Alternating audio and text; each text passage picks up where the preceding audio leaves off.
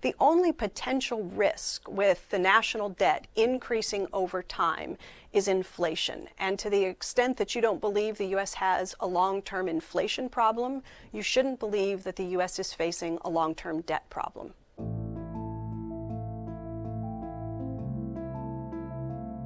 An unconventional economic theory is gaining some traction thanks to the policy teams of Alexandria Ocasio-Cortez and Bernie Sanders. I think the first thing that we need to do is break the mistaken idea that taxes pay for 100% of government expenditure. My critics say, you know, Bernie, that's a great idea. You're into all this free stuff. How are you gonna pay for it? So MMT starts with a simple observation, and that is that the US dollar is a simple public monopoly. In other words, the United States currency comes from the United States government. It can't come from anywhere else. So what that means is that the federal government is nothing like a household. In order for households or private businesses to be able to spend, they've got to come up with the money, right? And the federal government, it can never run out of money. It cannot face a solvency problem, bills coming due that it can't afford to pay. It never has to worry about finding the money in order to be able to spend.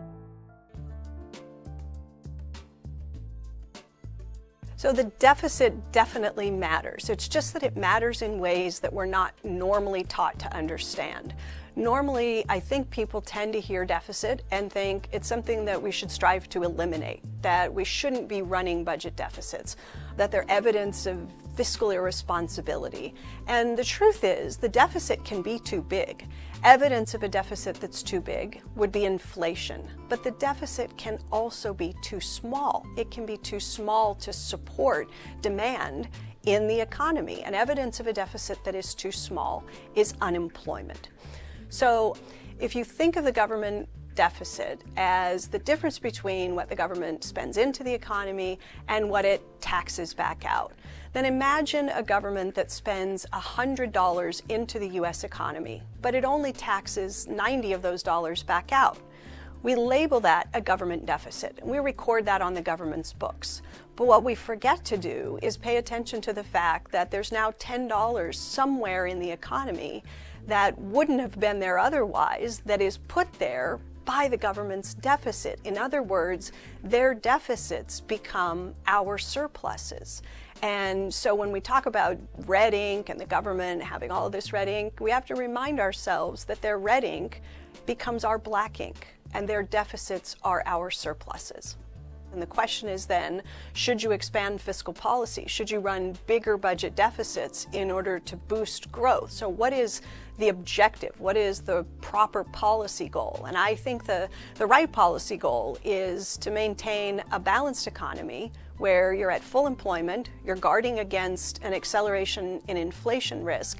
And economists tend to understand that the kinds of things that you can do to boost longer-term growth are investments in things like education, infrastructure, R&D. Those are the sorts of things that tend to accelerate productivity growth so that longer-term real GDP growth can be higher. So there are ways in which the government can make investments today that increase deficits today, that produce higher growth tomorrow, and build in the extra capacity to absorb those higher deficits. So it's impossible really to put a number. Nobody can.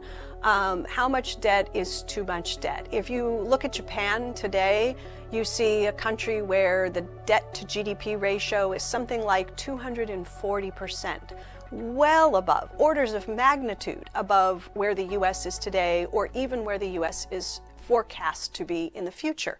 And so the question is, how is Japan able to sustain a debt of that size?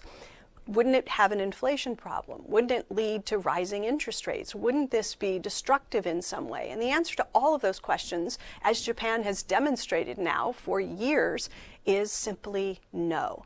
Japan's debt is close to 240% of GDP, almost a quadrillion, that's a very big number, yen. Long-term interest rates are very close to zero. There's no inflation problem. And so despite the size of the debt, there are no negative consequences as a result. And I think Japan teaches us a really important lesson. If you think about what happened after World War II, when the U.S. national debt went in excess of 100%, close to 125% of GDP. If we were talking about it the way we talk about it today, as burdening future generations, as posing a grave national security risk, we would have to scratch our heads and say, wait a minute, do we think that our grandparents burdened the next generation with all of those bonds that were sold during World War II to win the war, build the strongest middle class, produce the longest period of peacetime prosperity, the golden age of capitalism? All of that followed in the wake of fighting World War II, increasing deficits, massively increasing the size of the national debt. And of course, the next generation inherits those bonds. They don't become burdens to the next generation, they become their assets.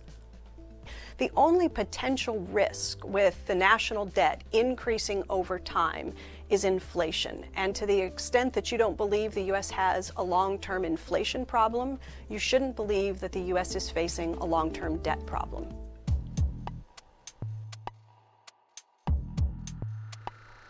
So the best defense against inflation is a good offense. And what MMT does is to try to be, I think, kind of hypersensitive to the risks of inflation. I don't see any other macro school of thought pay as careful attention as we do to the inflation risk question. And so what we would say is, look, if you are Congress and if you are considering a new spending bill, instead of thinking about the ways in which that new spending will add to the deficit or add to the debt, you should be thinking about the ways in which that new spending has the risk of accelerating inflation, and then avoid doing that. So instead of going to the Congressional Budget Office and saying, we'd like to know what this bill will do to the debt and the deficit over time, instead, go to the Congressional Budget Office or other government agencies and say, we're considering passing this $1 trillion investment in infrastructure. This is our bill.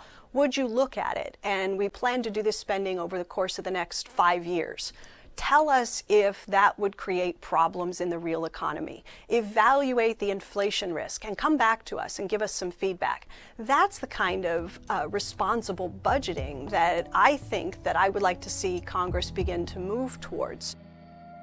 So the question about what to do if inflation becomes a problem is a different one. And I think the first thing you have to do is say, what is driving the inflation? Because to think that the inflation that is going to become important at some future date is likely to be the result of too much aggregate spending is really hard to believe. I mean, the U.S. economy hasn't experienced what we might call demand pull inflation for almost a century. The types of inflation that have been important in the U.S. have almost always come on the cost side, what we call cost push inflation. They come about because of things like oil price shocks. You might see increases in headline inflation rates because the housing component or healthcare. And so when you think about how to fight inflation, if you've got inflation resulting from energy price increases, it's probably not going to do much to have the Fed raise interest rates or even to have Congress raise taxes. You've got to do something else that's going to work. So I reject the idea that MMT is about using taxes to fight inflation. That's a mischaracterization of pretty much everything we've written, but people say it all the time.